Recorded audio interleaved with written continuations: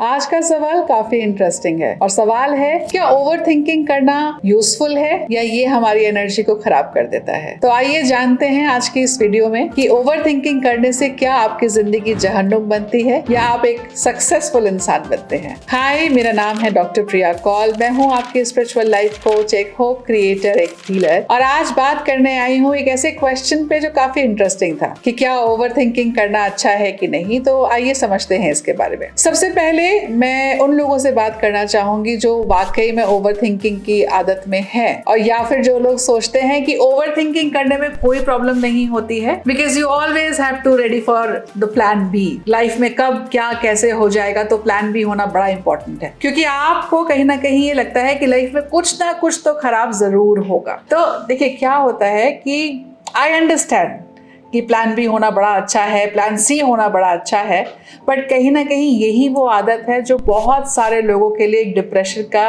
एक एंजाइटी का कारण भी बन जाती है। सो इट डिपेंड्स कि आप कौन से इमोशनल स्टेट में हो और कितनी स्ट्रांग आपकी विल पावर है कि आप ओवर थिंकिंग करने से एक सही रास्ते पे चलेंगे या गलत रास्ते पे चलेंगे। हालांकि इन केस अगर आप डिप्रेशन या एंजाइटी के मरीज रह चुके हैं या फिर एंजाइटी आपको बहुत टाइम से प्रोलॉन्ग कर रही है, क्रॉनिक डिप्रेशन के इश्यूज आपको हो चुके हैं, तो फिर ओवर थिंकिंग करना आपको आज से ही बंद करना पड़ेगा। क्योंकि अगर आप ओवर थिंकिंग बंद नहीं करेंगे तो आप समझिए कि आगे चल के आप PTSD की तरफ चल रहे हैं। उसी के बाद आपको ये भी समझना पड़ेगा कि ओवर थिंकिंग करने से आप अपनी फीलिंग को बार बार सप्रेस कर रहे हैं। बार बार फीलिंग को सप्रेस करने से होगा क्या कि आप एक इमोशनल टर्मोइल, एक इमोशन के ऐसे बैगेज के अंदर चले जाएंगे जो आपके लिए बहुत ज़्यादा सफोकेटिंग हो जाएगा, और कहीं ना कहीं बार बार बीमार पड़ने की जो शिकायतें होती हैं वो आप ही लोग हैं जो ओवर थिंकिंग से शुरुआत करते हैं और ड्रैग करते हैं बीमारी तक। सो करना क्या है ऐसे समय पे जब आपको लगता है कि आप एक ओवर थिंकिंग के लूप में फंसते चले जा रहे हैं। सबसे पहले जैसे ही आपको रियलाइज होए कि आपके अंदर capability of thinking beyond what you are thinking हो चुका है, यानी कि एक थॉट जो आपको तंग कर रहा है और आप उसी थॉट के बारे में बार बार सोच रहे हैं, बार बार सोच रहे हैं, यानी कि उस हद तक चले गए हैं कि उस नाम के अलावा या उस काम के अलावा आप उसके आगे नहीं बढ़ पा रहे हैं, तो आप समझ जाइए कि आप ओवर थिंकिंग के लूप में फंस चुके हैं। सेकेंड साइन क्या रहेगा कि जब आप बहुत ज्यादा मूड स्विंग्स अनुभव कर रहे हैं, कभी एक्सट्रीम खुश, कभी एक्सट्रीम बैड, कभी एक्सट्रीम खुश, कभी एक्सट्रीम बैड, तो ये भी कहीं ना कहीं ओवर थिंकिंग को ही प्रतीक करता है। तीसरी चीज, आप बार बार कॉन्स्टेंटली वरी हो रहे हैं, सेम टॉपिक के ऊपर, सेम सिचुएशन के ऊपर आपको बहुत ज्यादा एंजाइटी हो रही है। चौथा साइन जो बहुत इंपॉर्टेंट है और मुझे लगता है कि आज के टाइम पे हर एक इंसान इसको एक्सपीरियंस कर रहा होगा, और वो है मेंटली एग्जॉस्टेड। इमोशनली एग्जॉस्टेड होना अलग बात है, फिजिकली एग्जॉस्टेड होना एक अलग बात है, बट जब आप मेंटली एग्जॉस्टेड हो जाते हैं ना, तो लाइफ में फिर किसी काम के लिए आप नहीं रहते हैं। तो कहने का मतलब क्या है, लाइफ में जो होगा, जैसे भी होगा, ये आपके कंट्रोल की बात नहीं है।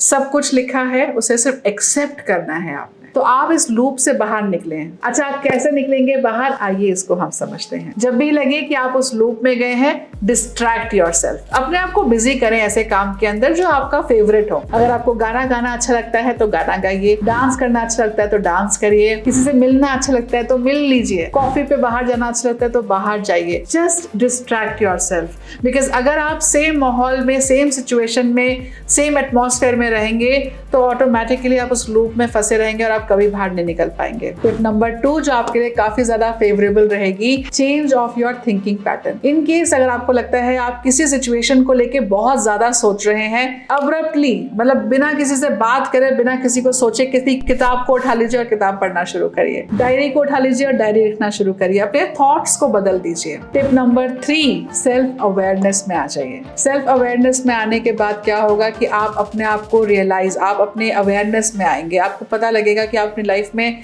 अभी तक क्या गलती कर रहे थे जिसकी वजह से आप इस ओवर थिंकिंग के लूप में फंस गए हैं। Now how will you do that? Meditation. कहते हैं मेडिटेशन ईश्वर की तरफ से भेजी हुई एक ऐसी शक्ति है जो आपको 100% किसी भी सिचुएशन से बाहर निकाल सकती है। तो जितना ज़्यादा आप मेडिटेट करेंगे उतना ज़्यादा आप अवेयरनेस में आएंगे, और जितना ज़्यादा आप अवेयरनेस में आएंगे उतने ही ज़्यादा ये इमोशनल टर्मोइल से बाहर निकल जाएंगे। Next, self acceptance. जब तक आपके अंदर अपने आप को एक्सेप्ट करने की पावर नहीं होगी, तब तक दुनिया की कोई भी शक्ति आपकी मदद नहीं कर पाएगी। जो है, जैसा है, जहां पर भी है, वो खुश है और मैं यहाँ पर खुश हूँ। बस इस भाव में आपने रहना है। Last, forgiveness. जिसने आपको दुख पहुंचाया या जिसको आपने दुख पहुंचाया, उसको माफ करना शुरू करें या माफी मांगनी शुरू करें। इसमें जो एक प्रोसेस है जो आपको बहुत ज्यादा हेल्प कर सकेगा, वो है होपोनोपोनो। आप इसके ऊपर थोड़ा सा गूगल पे रिसर्च कर सकते हैं, आई एम श्योर आपको बहुत ब्यूटीफुल कंटेंट मिल जाएगा। नहीं तो आप मेरी कोई वर्कशॉप को ज्वाइन कर सकते हैं, जहां आप इसके बारे में और अच्छे से समझ सकते हैं।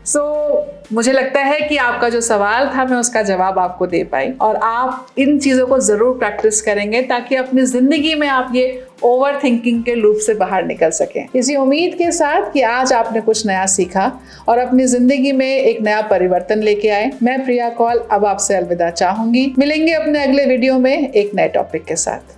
धन्यवाद।